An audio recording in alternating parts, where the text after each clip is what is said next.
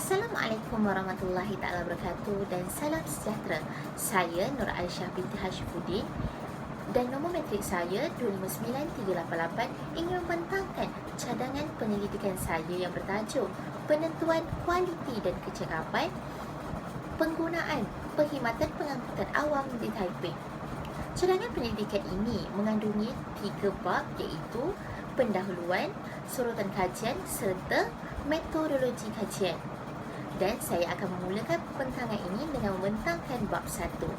Taipei merupakan bandar kedua terbesar di Perak selepas Bandaraya Ipoh dan ia terletak di daerah Larut Matang dan Selama. Keluasan Taipei adalah 186.5 km persegi dan mempunyai penduduk sekitar 326,000 orang. Ia menjadi tumpuan kepada penduduk bukan sahaja di sekitar Taipei, malah dari seluruh negeri Perak serta pelancong luar Perak. Ini kerana terdapat pelbagai tarikan di Taipei. Oleh yang demikian, ia perlu memiliki satu sistem pengangkutan yang berkualiti serta cekap yang mampu menampung penduduk serta pelancong untuk memudahkan pergerakan mereka. Selain itu, pengangkutan awam juga merupakan keperluan bagi sesetengah penduduk yang tidak mempunyai kenderaan sendiri untuk memudahkan pergerakan dari satu tempat ke tempat yang lain. Permintaan kepada pengangkutan awam ini akan sentiasa bertambah sejajar dengan kepesatan pembangunan setempat. Bagi sedia maklum, Taipei merupakan daerah yang sedang membangun dan kebarangkalian permintaan bagi pengangkutan awam juga akan meningkat. Dengan peningkatan penduduk, penggunaan pengangkutan awam juga akan meningkat sekaligus memerlukan peningkatan kualiti dan kecekapan dalam pengangkutan tersebut.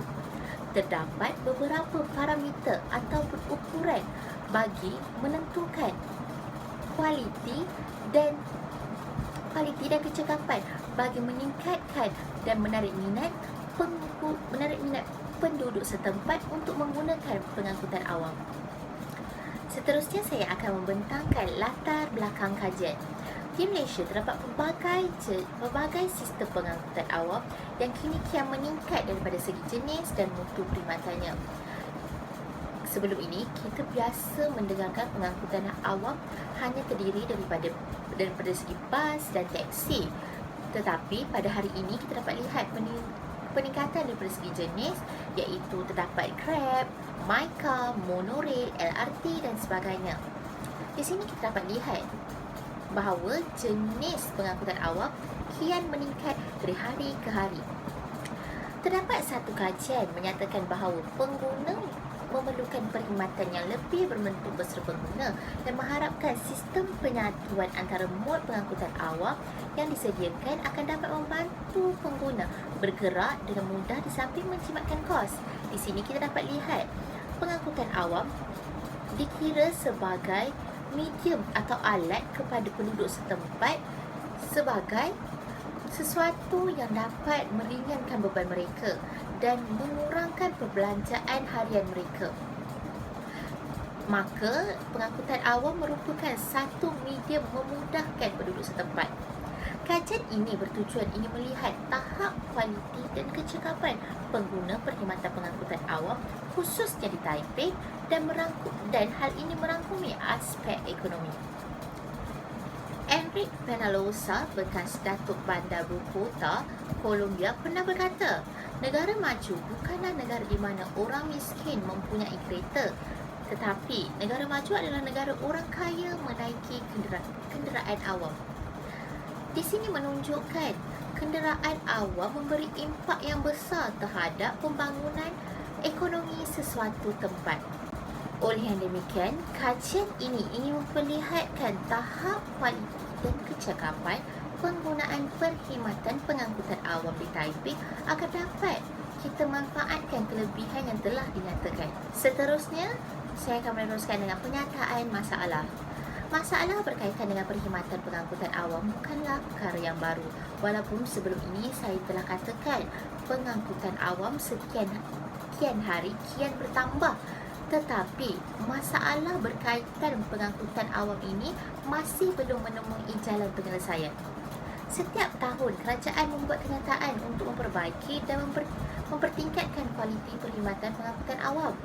Namun, tahun demi tahun isu ini masih menjadi tanda tanya sama ada kerajaan serius dalam menangani masalah tersebut.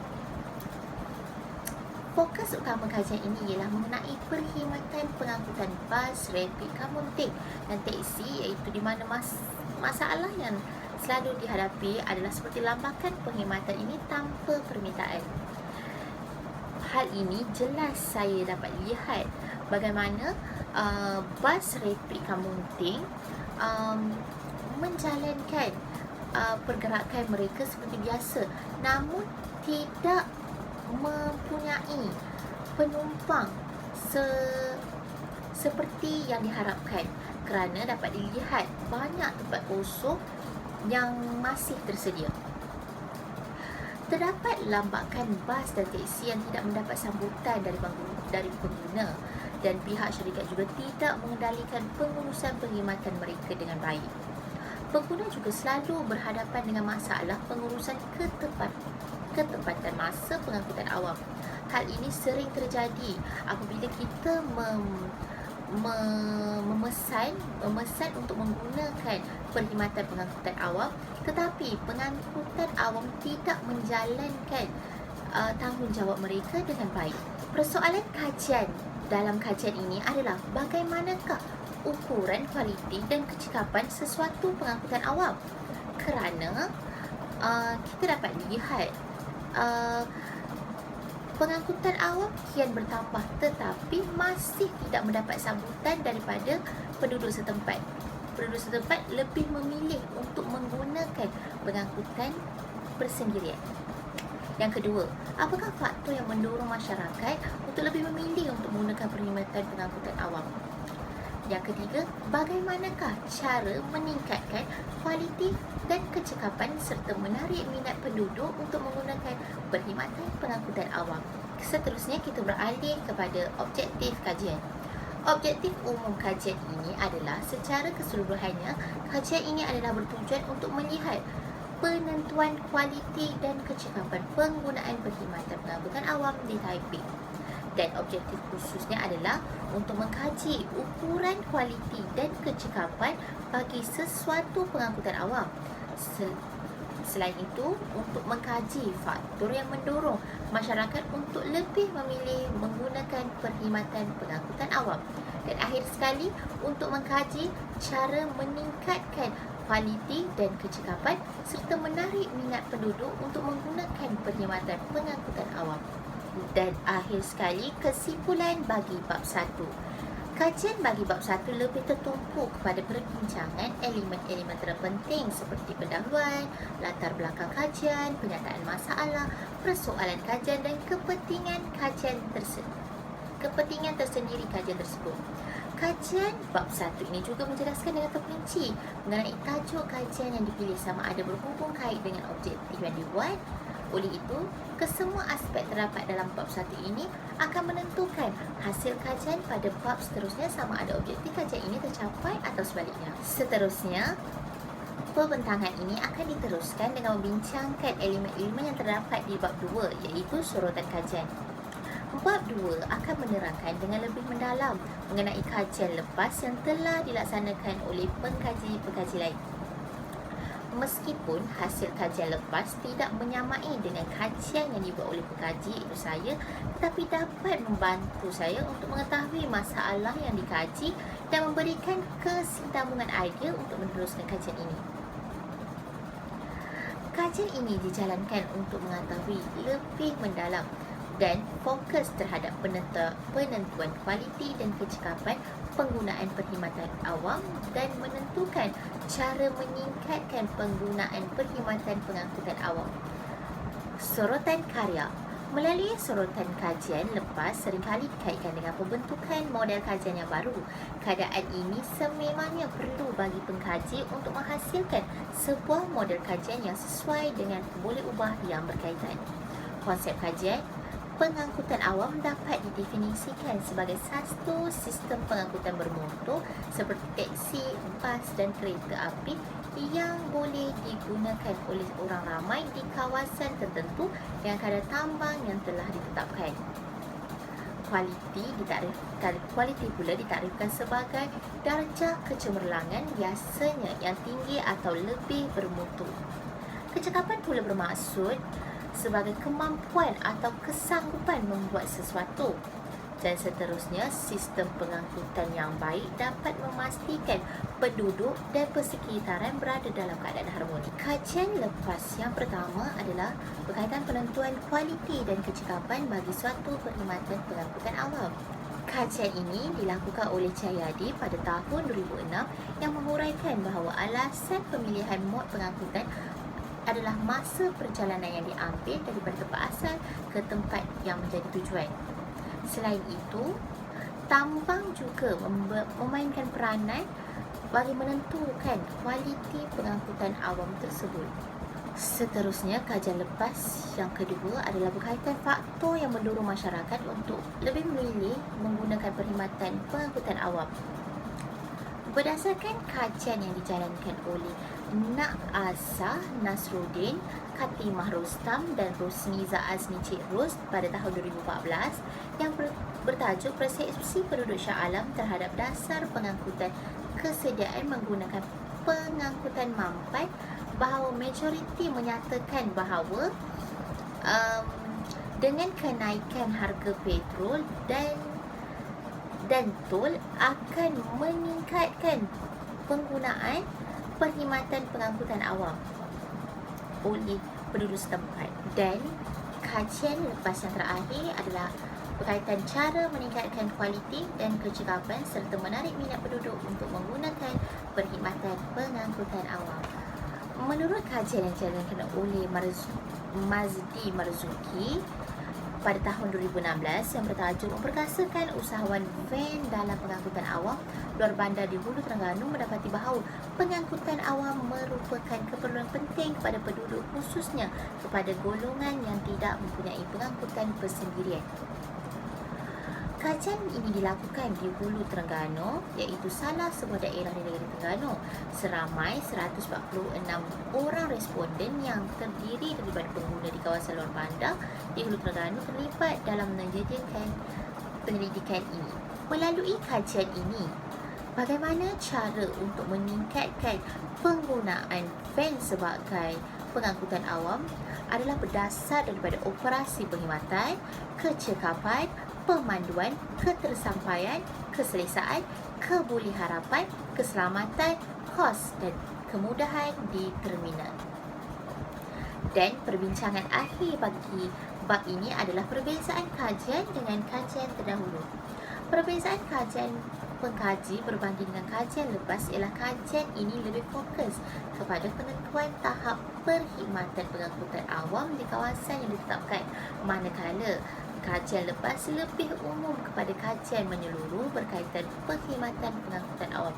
Seperti yang kita dapat lihat, kajian-kajian lepas yang telah saya bentangkan sebentar tadi lebih melihat kepada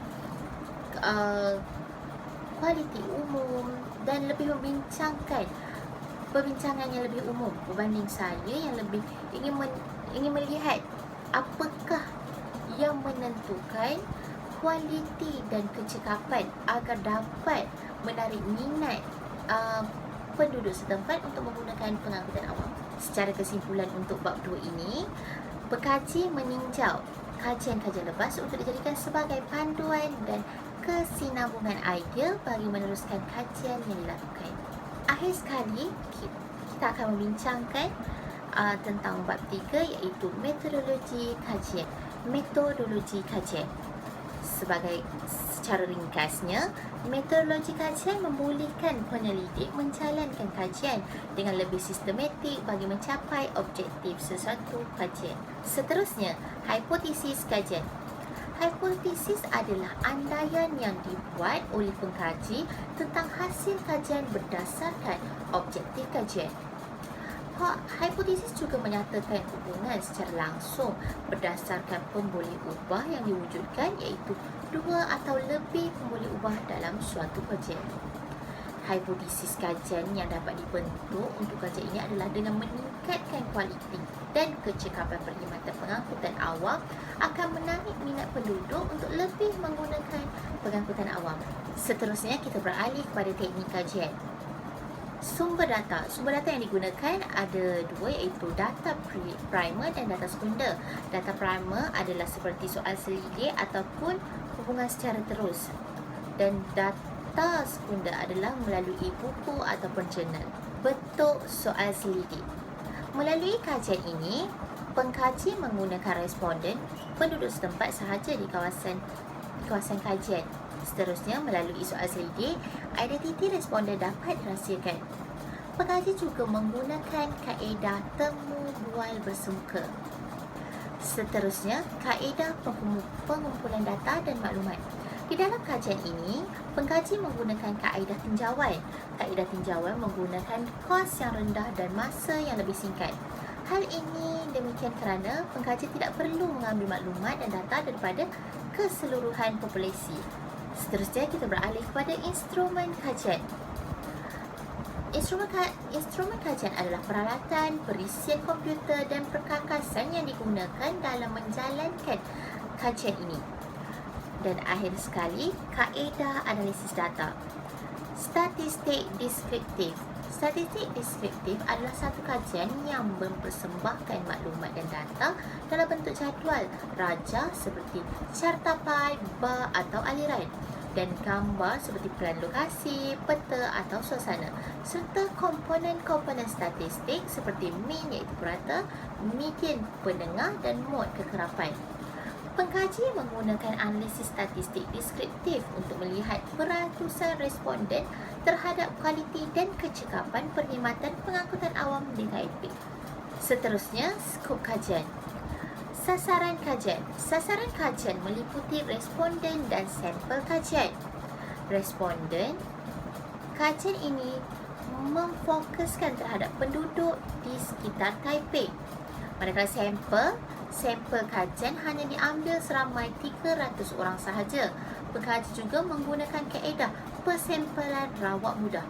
Persempelan rawak mudah juga digunakan kerana ia adalah mudah dan murah untuk dilaksanakan. Kawasan kajian pula ialah pengkaji memilih Taiping, iaitu saya memilih Taipei Perak sebagai kawasan kajian yang ingin dikaji. Melalui kajian ini, pengkaji memfokuskan keseluruhan Taipei untuk mendapatkan maklumat. Pemilihan kawasan kajian ini adalah bersesuaian bagi memudahkan pengkaji mengumpul maklumat dan data secara langsung dari sumber serta memudahkan penganalisis dijalankan dengan tepat. Selain itu, pemilihan Taipei juga kerana Taipei merupakan antara bandar yang sedang membangun dan penduduknya kian bertambah. Ini sangat bersesuaian dengan topik pengangkutan awam kerana dengan peningkatan penduduk, pengangkutan awam perlu ditingkatkan. Kemudian, jangka masa kajian. Kajian ini dijalankan selama sebulan bermula dari 22 Jun 2020 hingga 21 Julai 2020. Dan kesimpulan bagi bab 3 adalah urutan kajian daripada bab 1 hingga bab 3 amat penting dan perlu diikut supaya tidak berlaku kesilapan dalam menjalankan kajian ini. Kajian ini juga menggunakan kaedah kuantitatif untuk mendapatkan data kajian. Seterusnya, saya akan membentangkan berkaitan jadual kerja. Pada minggu pertama, iaitu 22 Jun hingga 29 Jun, penulisan sorotan karya serta membina soal selidik. Seterusnya, beralih kepada minggu kedua, pembentangan proposal, iaitu pada 30 hingga 7 Julai 2020.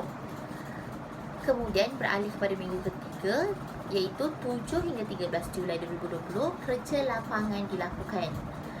Dan akhir sekali beralih kepada minggu keempat iaitu 14 hingga 21 Jun, analisis maklumat dan data serta penulisan laporan dilakukan. Anggaran perbelanjaan secara total hanyalah sebanyak RM230 kerana ia hanya meliputi perbelanjaan perjalanan dan sara hidup iaitu elang makan dan kenderaan yang totalnya sebanyak RM140, perhubungan dan utiliti iaitu telefon sebanyak RM15 dan bekalan bahan mentah dan bahan penyelenggaraan dan pembaikan seperti alat tulis, toner pencetakan, fotostat dan sebagainya hanya bernilai RM70. Kemudian diteruskan dengan carta aliran. Permulaannya cadangan pendidikan, seterusnya pembentukan soal selidik, kemudian pemilihan responden, diteruskan pula dengan soal selidik, kemudian pengumpulan data, diteruskan dengan analisis data, kemudian menulis laporan, akhir sekali menghantar laporan. Akhir sekali, saya akan menerangkan contoh borang penyelidikan yang saya sediakan untuk responden yang meliputi 3 bahagian iaitu bahagian A, maklumat demografi seperti nama, umur, mukim, pekerjaan, status, pendapatan, kekerapan menggunakan pengangkutan awam dan sebagainya. Seterusnya diteruskan dengan bahagian 2 iaitu kualiti dan kecekapan perkhidmatan pengangkutan awam. Pada bahagian ini adalah untuk menilai bagaimanakah kualiti dan kecekapan perkhidmatan pengangkutan awam yang berada di Taiping. Dan akhir sekali bahagian C iaitu meliputi faktor yang mendorong penduduk untuk memilih menggunakan perkhidmatan pengangkutan awam serta cara bagaimana untuk menarik minat penduduk ataupun masyarakat untuk menggunakan perkhidmatan pengangkutan awam. Sekian sahaja daripada saya, Nur Aisyah Hashifuddin, untuk pembentangan cadangan penyelidikan saya. Sekian, terima kasih.